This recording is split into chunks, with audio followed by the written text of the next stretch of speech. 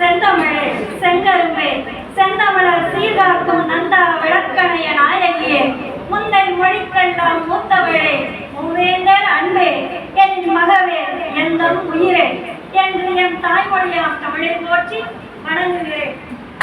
ஐயா, இன்றைய தலைப்பு தமிழர்களின் உயர்வுக்கு உறுதுணையாக இருப்பது அகநானூறா புறநானூறா? தலைப்பை நாங்க சரியா படிக்கலன்னு சொன்னாங்க. முதல்ல அவங்க படிச்சு வந்தாங்களான்னு கேளுங்க. இது வேறயா? ரெண்டு பேரும் படிக்க தெரியாதுல்ல? ஐயா, அகநானூறு புறநானூறு இவை இரண்டுமே சங்க இலக்கியங்கள். அது நம்ம எல்லாத்துக்கும் தெரியும். சங்க இலக்கியங்கள் என்பது நம் வாழ்வியலை நம் முன்னோர்கள் வகுத்தபடி நாமும் தெரிந்து கொள்ள வேண்டும் என்பதற்காக அரும்பாடுபட்டு ஊவேசா போன்ற தமிழ் அறிஞர்கள் நமக்கு கொடுத்த இலக்கியங்கள் தான் சங்க இலக்கியங்கள். இந்த சங்க இலக்கியங்கள்ல அகநானூறு என்பது எங்கள் அணியின் ஆணித்தனமான கருத்தாக, அதாவது தமிழரின் உயர்வுக்கு மிகவும் உறுதுணையாக இருப்பது அகநானூறு என்பதுதான் எங்கள் அணியின் கருத்து.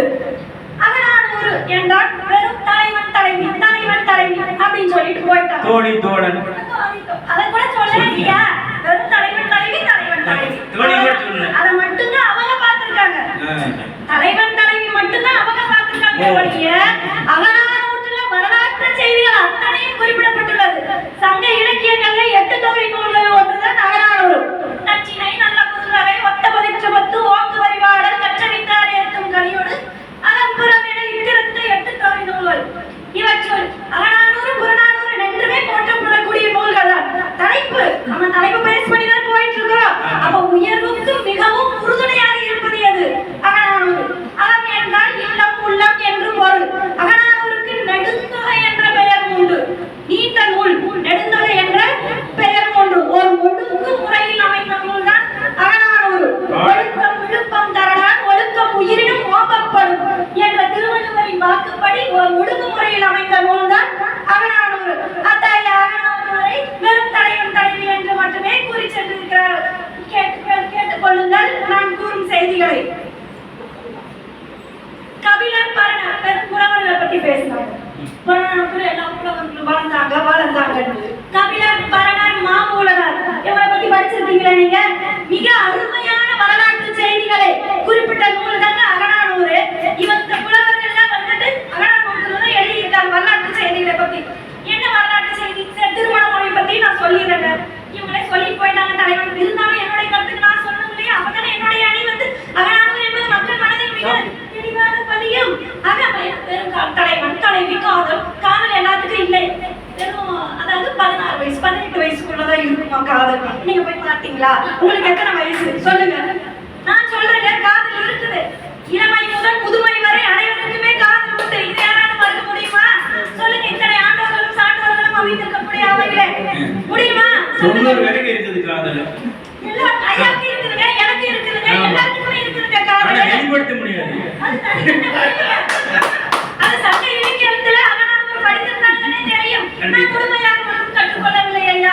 ஏதோ என்னால் முடிந்த அளவு நான் தமிழ் இலக்கியம் படித்தேன் என்ற அளவு, என்னால் முயன்ற அளவு அகநானூற்று செய்திகளை நான் எடுத்து வந்துள்ளேன்.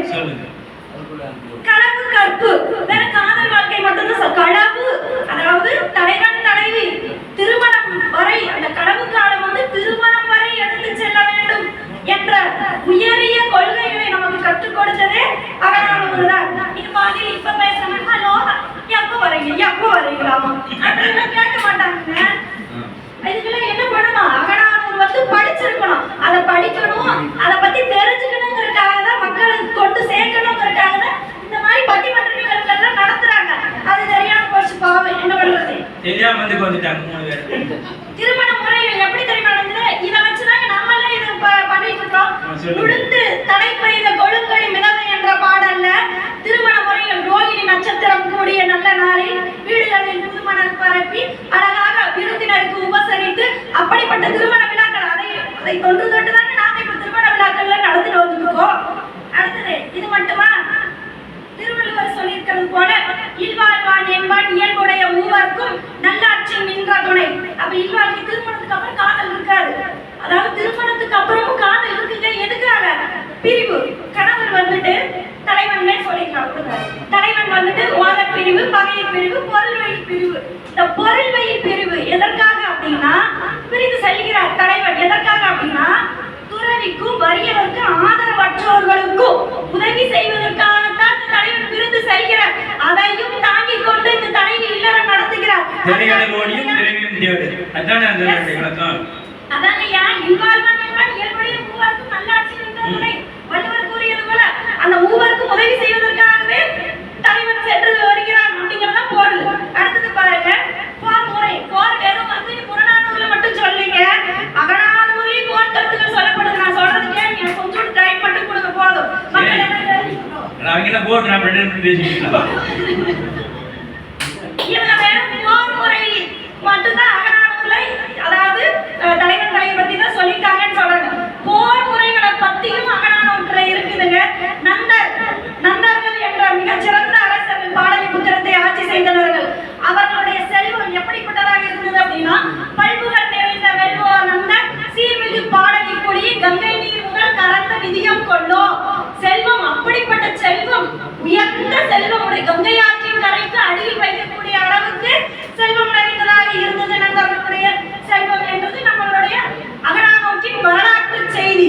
அடுத்தது பாத்தீங்கன்னா வாணிபம். வாணிபத்துல பண்டமாற்று முறை. பண்டமாற்று முறையில ஒரு பொருளை கொடுத்து இன்னொரு பொருளை வாங்கி செல்வதான் பண்டமாற்று முறைன்னு சொல்லுவோம்.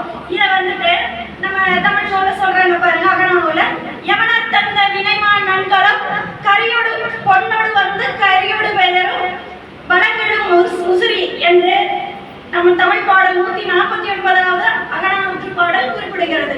அதாவது கிரேக்க ரோமானியர்கள் பொன்னை கொண்டு வந்து கொடுத்துவிட்டு அதற்கு ஈடாக மிளகை ஏற்றி சென்றனர்.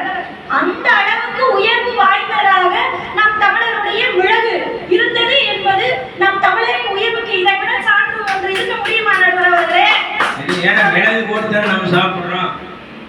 மிளகு போட்டு தெரியல நடுவர் அவர்களே. பாருங்க, அவங்க டெய்லி வந்து ரசத்துக்கெல்லாம் போடுறாங்களா இல்லையான்னு தெரியல. அது நம்ம பேசக்கூடாது விடுங்க பாவம். நீங்க அன்னியே பேசுறீங்க, இந்த இடத்தை நீங்க சொல்லிட்டு வாங்க.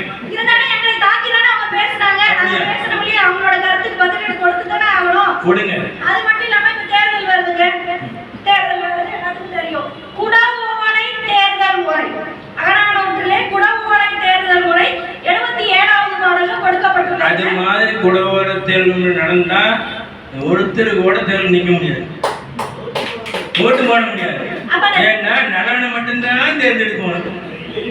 அதுதான் பிள்ளை.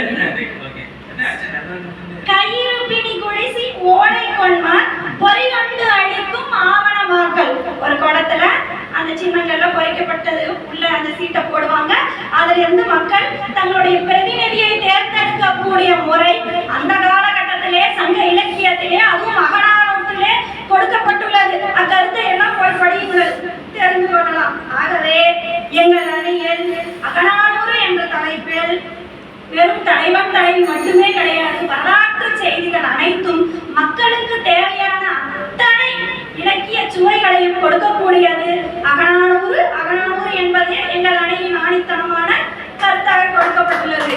இறுதியாக தேடிச்சோறு நிறந்தென்று பல சின்னஞ்சிறுகதைகள் பேசி மனம் வாடி துன்பமுக உழன்று பிறர் வாட பல செயல்கள் செய்து நரை நூடிக்குள பருவமெய்தி கொடுங்குற்று கிரையனவின் மாயும் பல வேடிக்கை மனிதரை போல நான் வேணென்று நினைத்தாயோ என்று மகாகவி பாரதியாரின் பாதம் தொட்டு எங்கள் சங்க இலக்கியத்தில் அகநானூருக்கு வீழ்ச்சி என்பதே கிடையாது. அகநானூரே தமிழின் உயர்வுக்கு உறுதுணையாக இருப்பது என்பது எவ்வித ஐயமும் இல்லை என்று கூறி வாய்ப்படுத்த